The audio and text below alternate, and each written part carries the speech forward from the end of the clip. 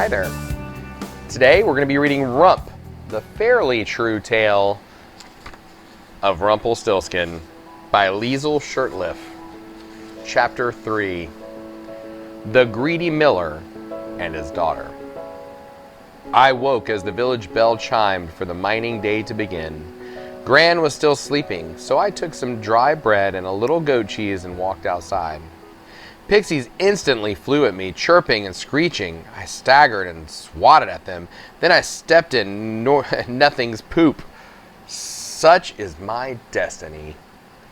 A gnome ran right in front of me and nearly knocked me off my feet. He chanted, "Message for Bernard! Message for Bernard!" over and over. He wouldn't stop until he found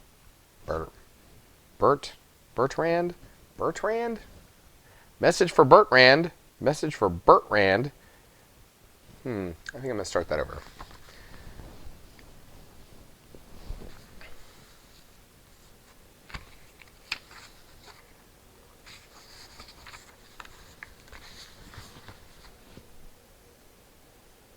Hi there.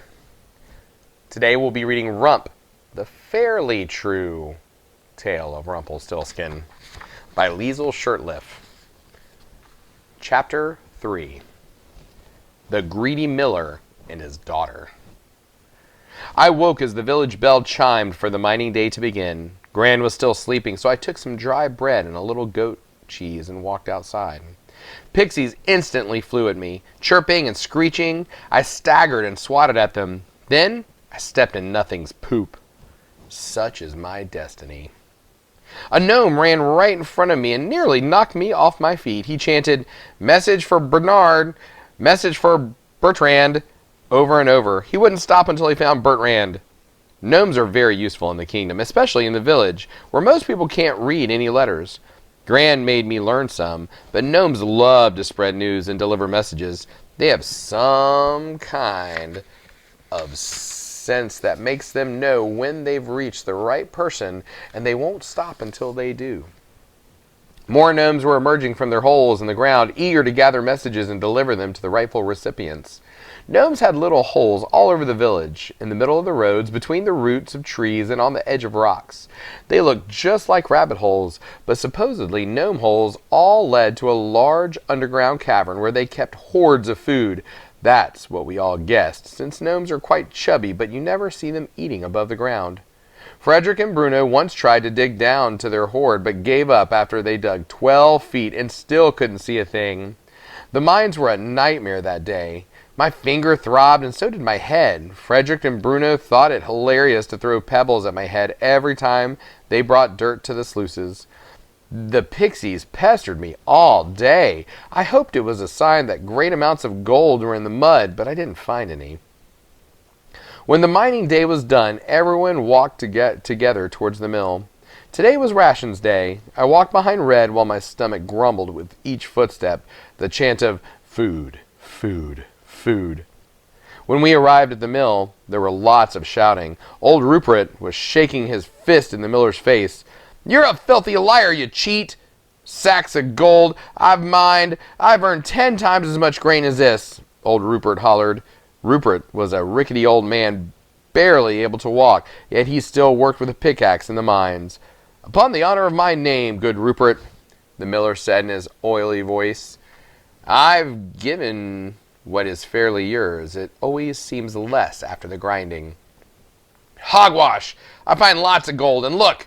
You call this fair?" Rupert shook the flour sack in the miller, and then turned around and shook it at all the villagers. There couldn't have been enough flour to bake 2 loaves of bread. "Times are hard," said the miller. "We all must tighten the belt." He laughed, and his big belly laughed with him. Such a good joke for a fat miller with 10 plump children. "You dirty cheat, rotten swindler!" "Now, Rupert," said the miller with a bit of warning, "that kind of ingratitude won't work in your favor. Suppose next week there weren't any rations for you at all." Rupert went silent. Finally, he hobbled away down the road, muttering curses loudly enough for all to hear. The next woman took her meager rations without a word, and the rest of the villagers did too. Gran always says that the miller, Oswald, is a cheat. The royal tax collector doesn't like to come to the mountain any more than he has to, so he simply sends up carts full of food and supplies and gives Oswald charge of all the rations from our gold to distribute as he sees fit. Gran says Oswald always takes more than his fair share, but what could we do? We weren't mining much gold lately, and we didn't really know how much food was stored. Only Oswald did, and Oswald decided how much food we had earned for our work. The whole village was hungry except for the miller and his family. Could a name make you greedy, like mine made me small? As I drew closer to the front of the line, a whirling motion caught my eye. The miller's daughter, Opal, was spinning outside the porch. I watched, transfixed. I studied how her foot pushed the treadle and how her hands rhythmically fed the wool. The wool thinned and tightened and transformed into yarn as if by magic. You enjoy the spinning, do you? The miller was right in front of me now, and everyone else had gone. How long had I been staring at Opal? I'm just curious how it works, I said. The miller lifted his bushy eyebrows. Spinning's a woman's work, but she could show you, for a price. He lifted 2 bags of food, our rations. I wanted to say yes. Something inside me ached to spin. My foot twitched with the rhythm of Opal's spinning. My fingers itched to feed the one thing through the wheel and watch it transform to another before my very eyes. I almost said yes, and then I thought of Gran. I could starve myself for weeks to learn the spinning, but I couldn't betray Gran. Oh, I said, no, I just like to watch. Yes, said the miller, my Opal is the jewel of the mountain. She will marry well.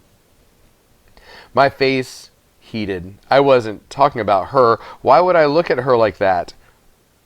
Sure, she was pretty with her golden hair and ruby lips. Hans Jacob had offered the miller 4 sheep and a milking cow for her hand in marriage. It was a fortune, but the miller flatly refused. Opal was worth much more than that, he said. Hans Jacob left with his head low, and everyone thought the miller was crazy. Did he expect a royal marriage?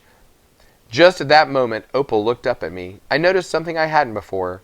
She was beautiful, yes, but her face looked sort of blank.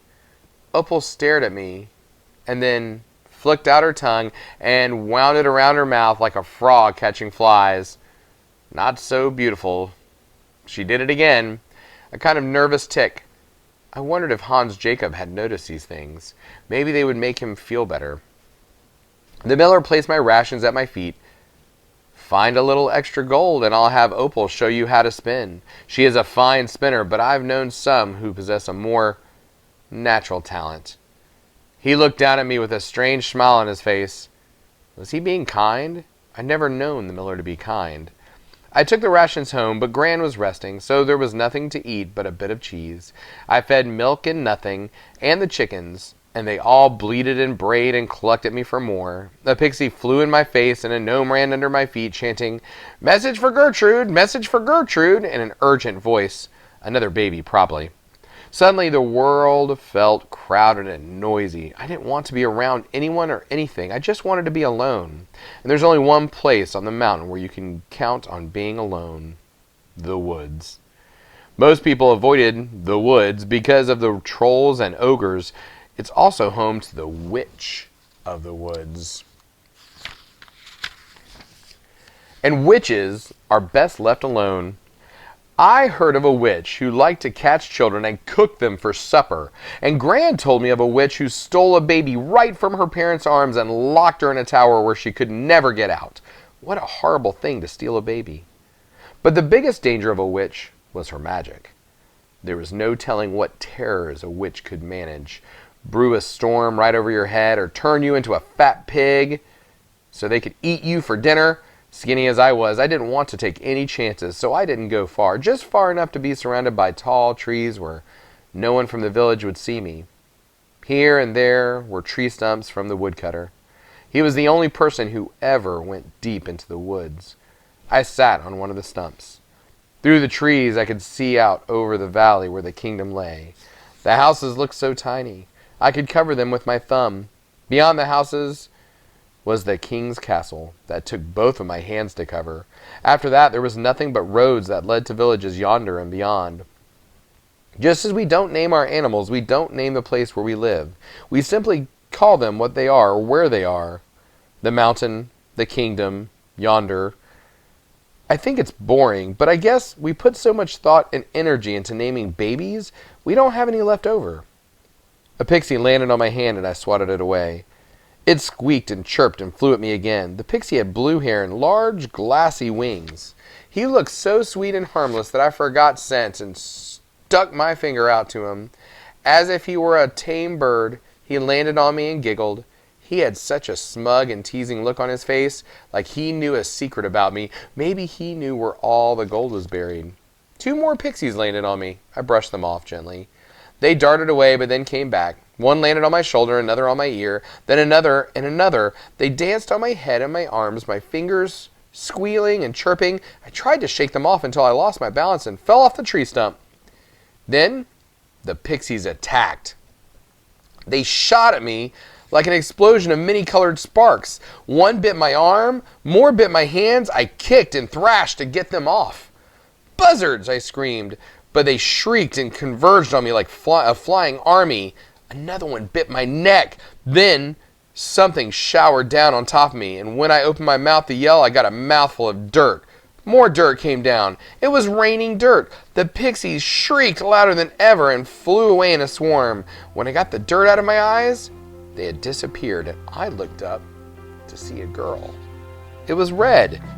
She stared at me, curious, and said, "Are you made of gold or something?"